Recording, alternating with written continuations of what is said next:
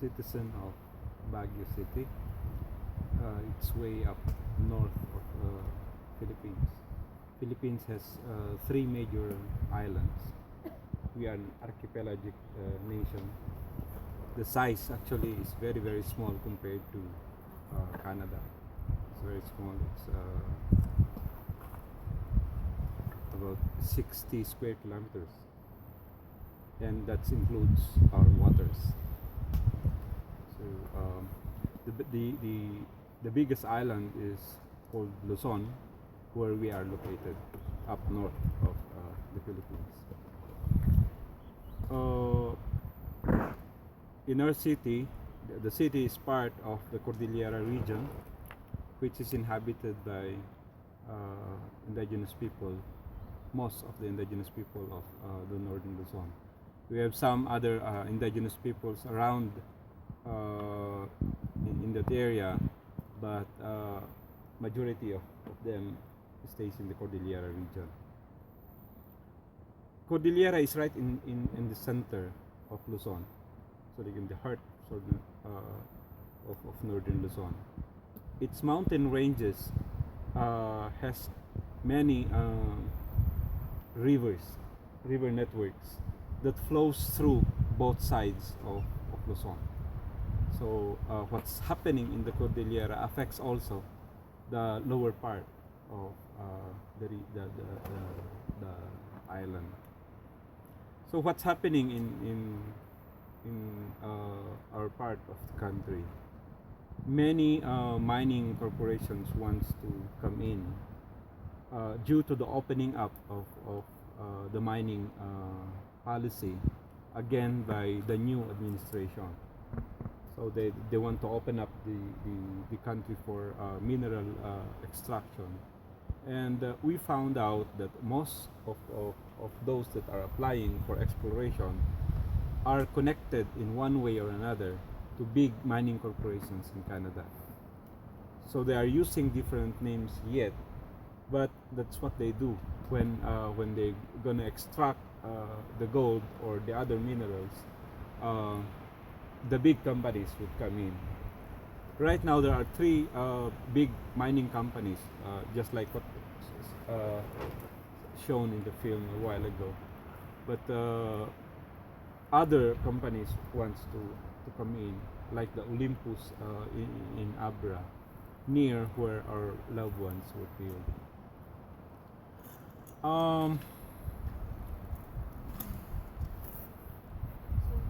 Yeah, it's so small, but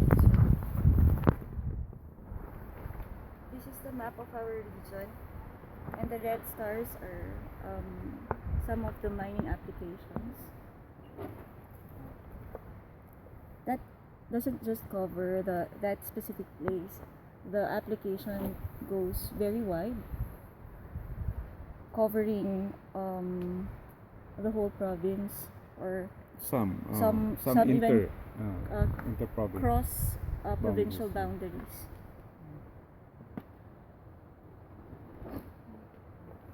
You can see here, later we can provide you with a copy. There are Canadian mining companies like Olympus, Real Metals Canada. This is a joint venture between a Canadian mining company and a Philippine mining company. Solfatara, Ivanhoe.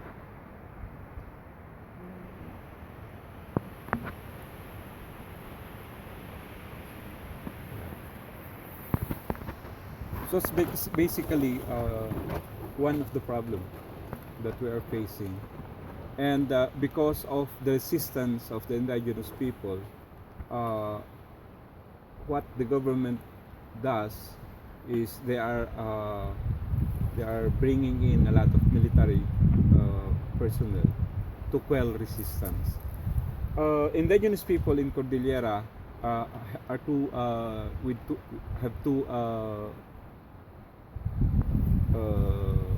classifications.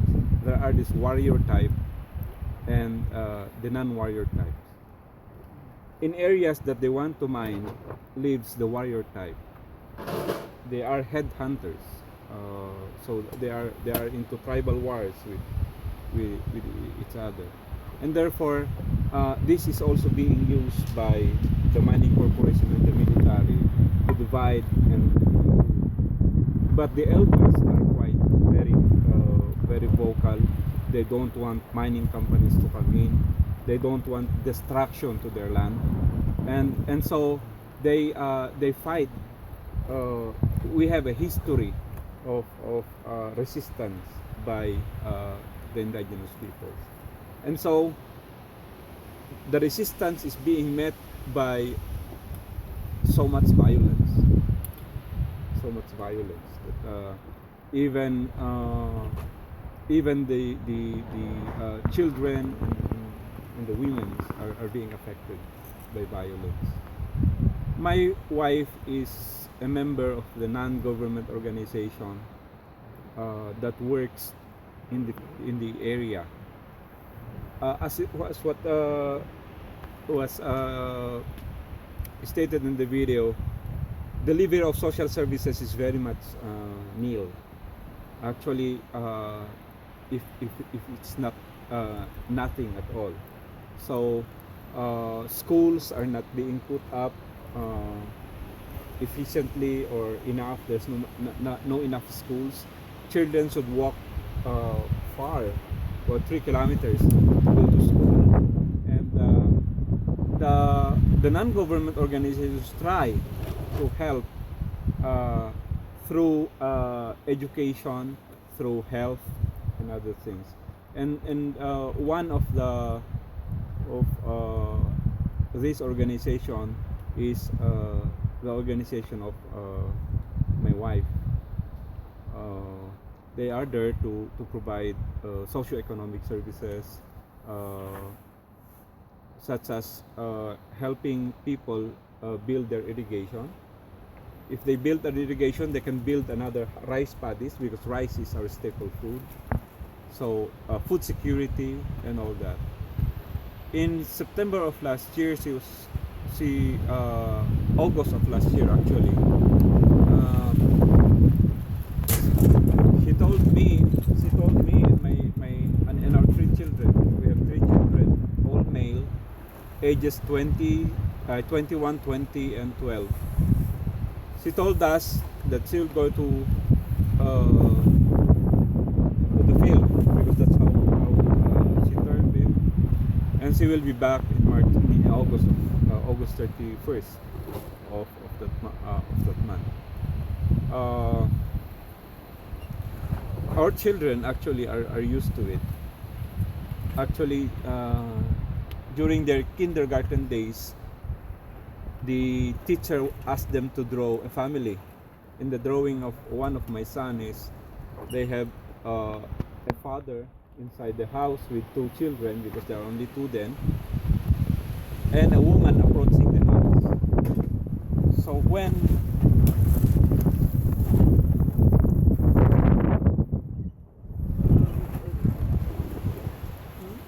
it's gonna rain. Yeah. When the teacher asked, where is the mother? She replied, the one approaching the house. It's a picture of because not he goes out very early in the morning and comes home very late at night to do the things he does in the communities. So they are actually they are not complaining. Actually, they understand fully at a very young age what we are doing. We are actually like somewhat faith motivated, because we started from the church, and we continue to do that even with the family that we had. My children sometimes jokingly place a bet among themselves when their mother will be coming in, or when I'll be coming home from a field trip. That field trip, the oldest said she will come home on September 7th. Probably the eldest knows how to calculate or how to estimate through experiences. But the youngest, being the youngest, said no September 1st.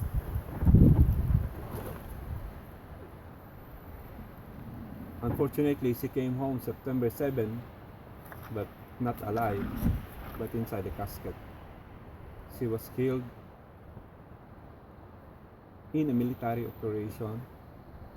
The Philippine military made a admittance that they did it, but they said that they did it because she is fighting them with a gun. My wife is a small woman, and they had pictured her as a machine gunner. I don't know how they could do that. But when I look at the body of my wife, it was so painful because all of her body was tortured. I mean, a lot of contusions into her body. Her head was broke. The skull of the back of her head is broken into pieces. She was shot 9 times, but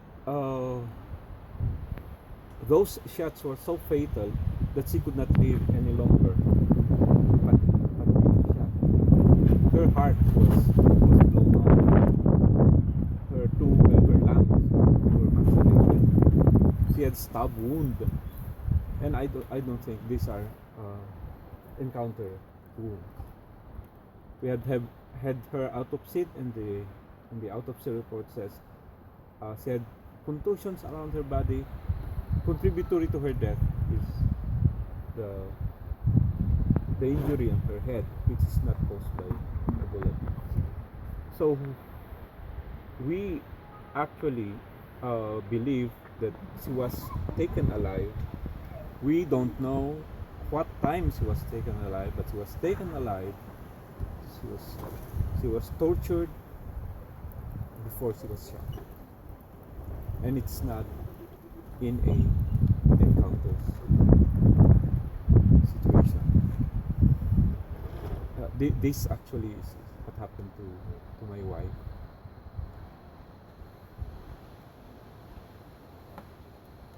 We have tried to seek justice in different agencies of the government, but they are the only person that has the information what they did to my wife, and that was really paining me because of seeing her so much violence done against her. But I don't know who did it, how it was done, because she was just dumped in a military camp, and they just claimed that she fought the battle with them. She's not.